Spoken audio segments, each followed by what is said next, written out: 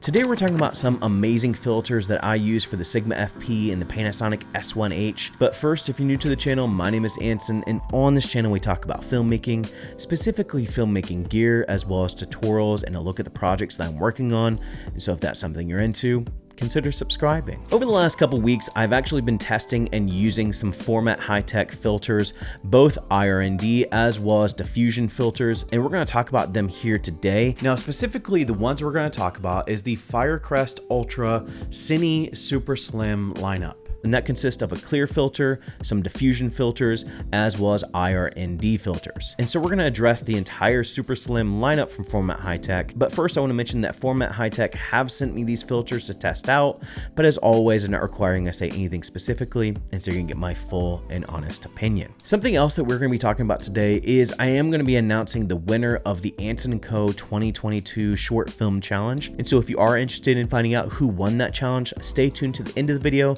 I'll be making that announcement. Now, much like with my lens reviews, the way they were going to break down the review of these filters is by the image, the build, as well as my overall thoughts and who I might recommend them to. So let's talk about the image first. Now, when we talk about the image, I am going to address what you're going to get with each one of these filters as far as just what they're going to do for your overall image. Let's start first with the IRND filters. If you're not familiar with IRND filters, what they are ND filters that also offer the ability to cut out infrared light pollution. With digital cameras and digital cinema cameras, IR light pollution is often something you need to be considering. And so using something like an IRND filter kind of makes up for that infrared light pollution, trying to give you some more neutral colors while using these ND filters, because oftentimes infrared light pollution is really present when you're using ND filters.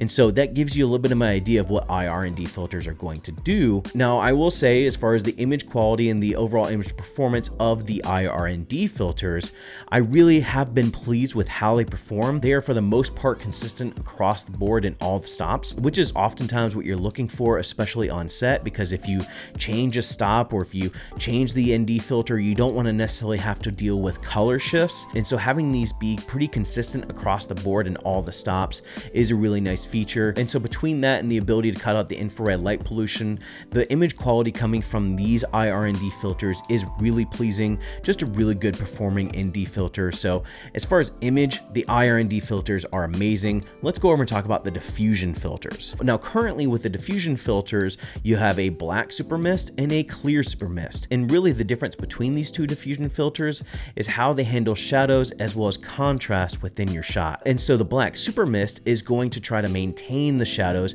or the contrast in the shot, whereas the clear super mist are going to try to lift the shadows or potentially lighten up some of the contrast in your shot. And so depending on the look that you're trying to go for, you may use the black super mist or the clear super mist. Now, these are going to come in either 1/8 or 1/4 strength.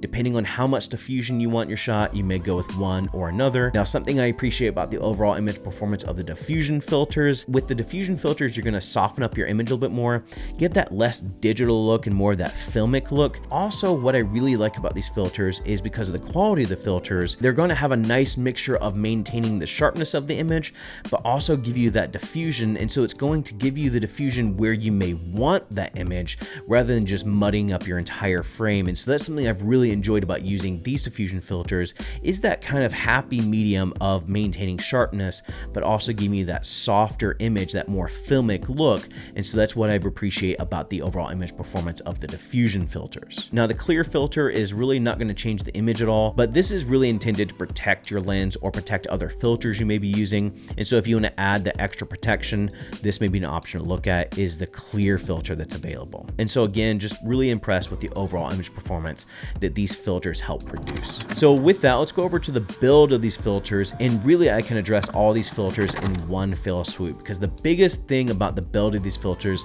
is the fact that they are super slim. So what that means is the thickness of these filters are 2 millimeters rather than the industry standard 4 millimeters. And so what that does for you is it gives you the ability to make your rig a little bit lighter on the front end, as well as the ability to stack filters without getting a ton of artifacts. And so the fact that I can put an ND filter as well as a black super mist into the tiny Ulta mini matte box for more run and gun scenarios for smaller setups is just a really good advantage. And so if you are needing a lighter setup, these are definitely ones to consider. Now, going along the lines with the build, I also do want to mention that the case you're going to get with these filters, premium. It's a nylon case, but it has reinforcement where the filter is.